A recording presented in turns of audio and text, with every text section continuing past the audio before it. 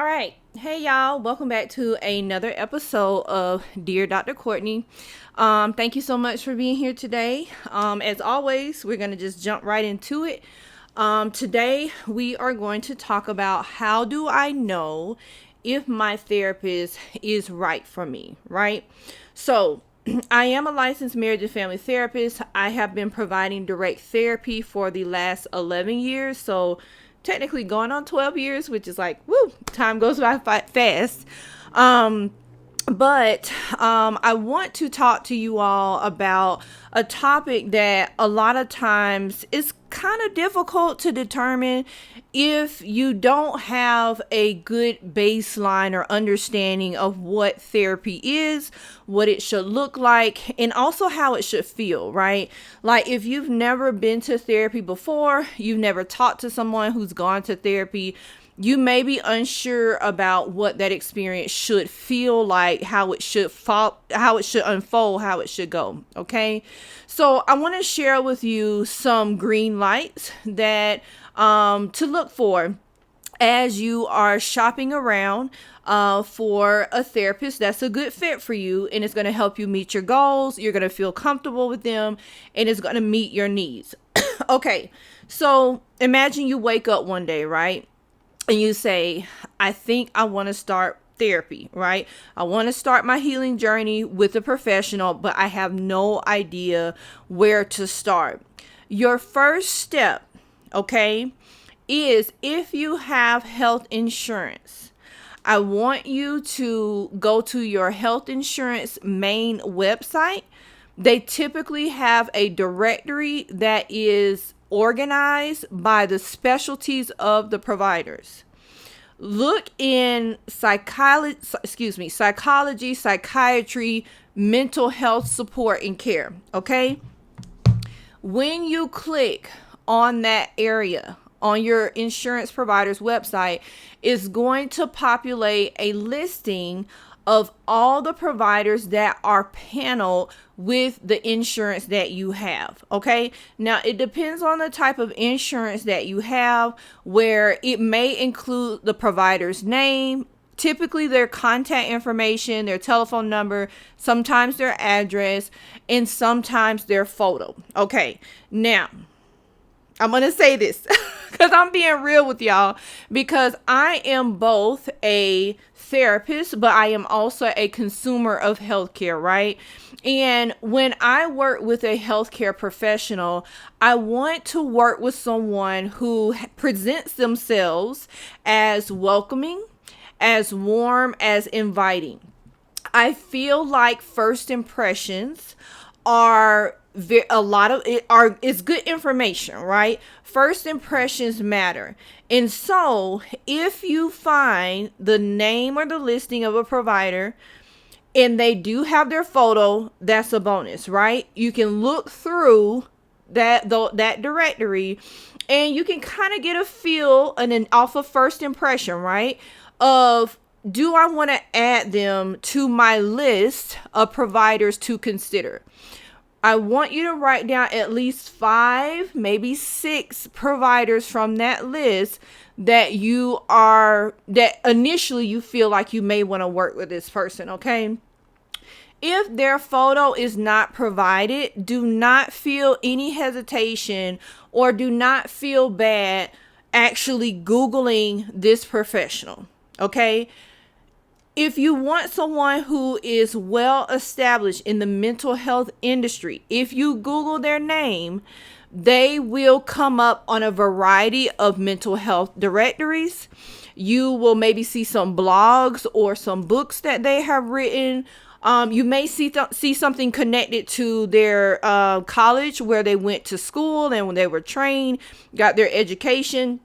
Don't hesitate to be nosy and do your research on who you will be sharing your most vulnerable, private bits of information about yourself and your life with, okay? It is very important to recognize that there are thousands, hundreds of thousands of licensed mental health professionals. And the beauty in that is that there's some professionals that may fit one person. There are other professionals that may not fit you. Okay.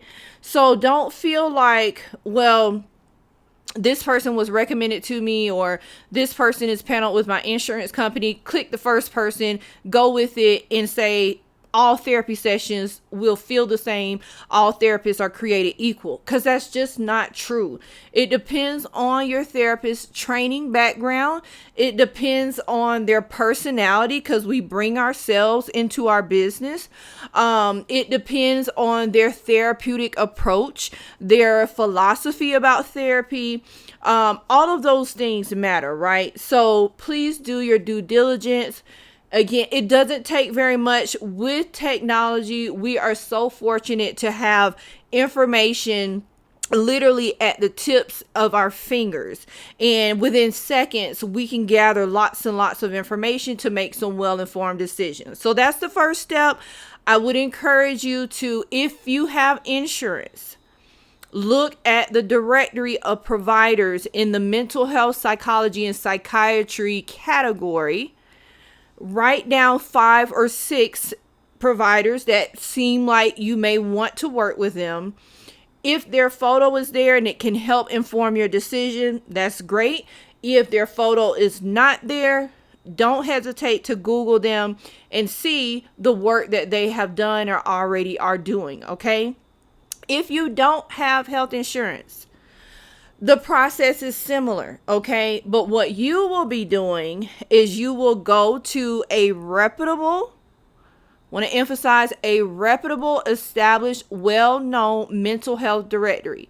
Psychology Today is well known for having verified mental health professionals who their credentials and their licensing and their education, all of that has been verified. So go to Psychology Today, click on find a provider. You type in the state that you live in, okay?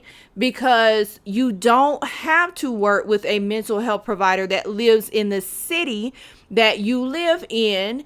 If you live in the state where that provider is licensed, you can see a provider that lives anywhere in your state, right?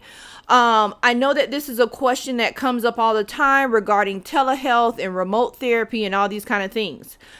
Again, I want to emphasize the requirement for seeing a therapist is that your address, the state where you live, has to be the same state that your mental health provider is licensed in. So for example, I am based in Florida. I'm licensed in Florida. I'm licensed in Georgia, and I'm also licensed in New York.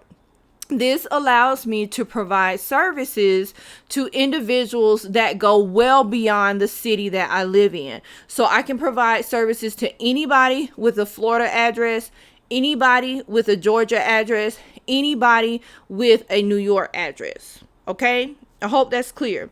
So Psychology Today is one of those well-known verified mental health provider databases, a good source of finding a therapist. Similar to what I was saying before, scroll through those databases, read their specialties, write their information down, look at their photos, look at their contacts, look at all the information that's connected to them.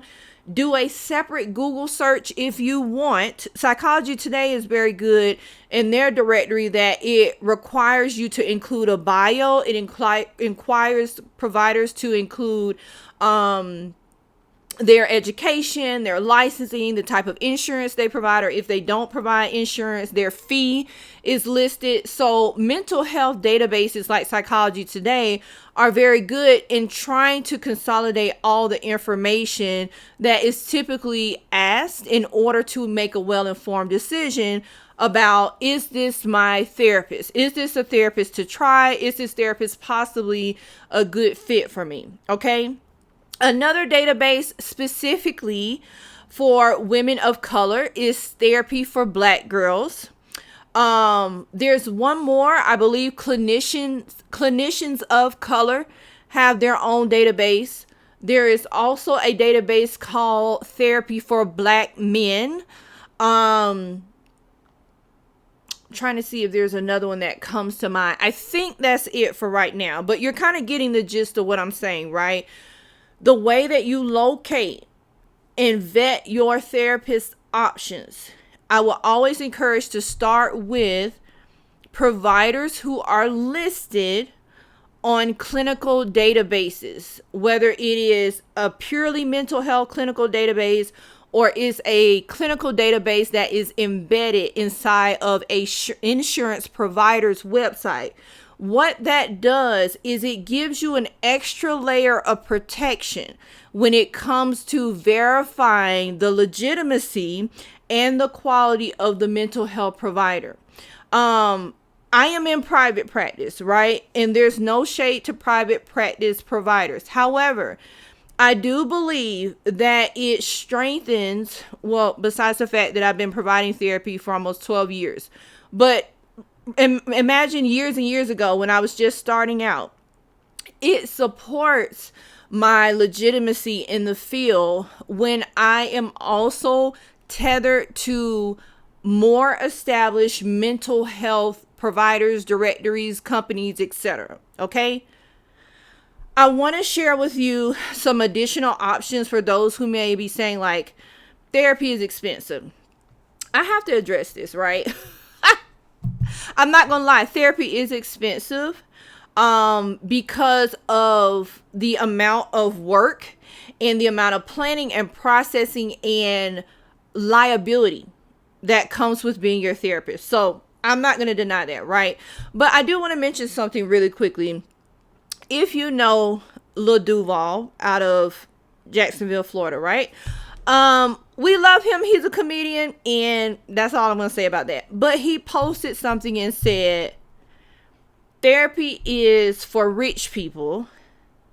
You need to worry about therapy later. You need to get your money first, okay? Y'all, please don't listen to that, because therapy is not for rich people.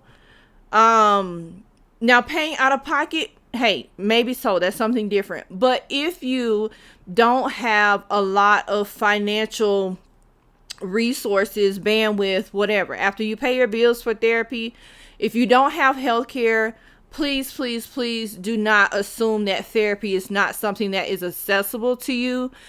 When you reach out to those individual providers, ask them, say, hey, this is my budget for therapy.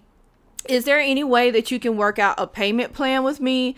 Do you offer a select number of spaces in your practice where you offer discounts? You know, don't close the door on the opportunity just because it's not being advertised. You know, my mama always said, a closed mouth don't get fed. Excuse me. I can't talk. A closed mouth don't get fed, and you have not because you ask not. Now, what I will say is don't take this and run with it and just assume that everybody will offer a discount or a payment plan or whatever the case is. However, I want you to know this is an option. Other options include receiving scholarships or funding for therapy. So, two programs that I have worked with is the Loveland Foundation. Okay, I think it's lovelandfoundation.com. I have also worked with Taraji P. Henson's mental health foundation, the Boris L. Lord, forgive me. I don't want to say it wrong. Let me look it up really quickly. The Boris L. Henson Foundation, which is named after her father. Typically, her program, even though it's not widely broadcast in media, typically her program is offering therapy funding. Okay, you have to apply for it, and typically it's for specific demographics, so you have to look to see what the requirements are. But it's very simple and easy from what I understand on the side of the consumer of therapy. It's very easy for me as a private practice owner and a therapist, and so know that there's therapy funding that's available. The other thing I want to mention is Open Path. is a collective. So basically you pay like a membership fee. It's not very expensive. I can't remember. Maybe like, I'm sorry. I don't want to give misinformation. Let me look this up here. Open Path Collective. Okay. Why is it saying that? Oh my gosh. Hold on just 1 second.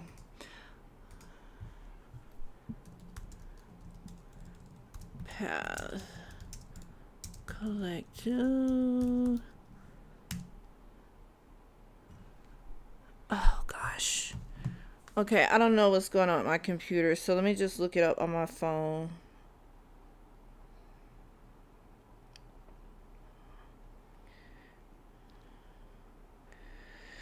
All right, so Open Path Collective is a collective, a membership collective where you can sign up and have access to therapists who have agreed to discounted therapy. When you go to their website, you will click whether you want an online therapist or in-person therapist. You'll put your state where you live, and it's going to bring up all the options, and then you kind of follow through with their process. I do believe there is a membership fee. Please don't quote me on that, because I don't want to spend a whole bunch of time in this video going through the client side of their website. However, I want you to know that therapist options are available to you. Therapy is accessible to you even if you're not wealthy, even if you don't have health insurance, okay? All right, so that's the first part that I want to talk about, in the sense of how do I know if my therapist is a good fit for me. So the first thing is like identifying where in the world can I find this person.